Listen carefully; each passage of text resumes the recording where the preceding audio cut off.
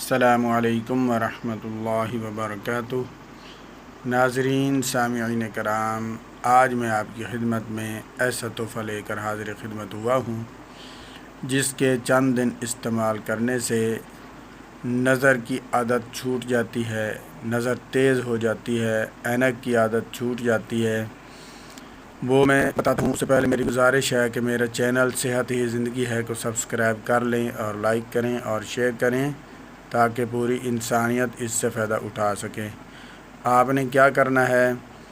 مال کنگنی کا تیل لے لینا ہے، اس کو ہاتھوں کی ہتھیلیوں پر اور پاؤں کی تلیوں پر روزانہ رات کو مالش کیا کریں تو انشاءاللہ العزیز چند دن مالش کرنے سے نظر تیز ہو جائے گی اور عینک کی عادت چھوٹ جائے گی۔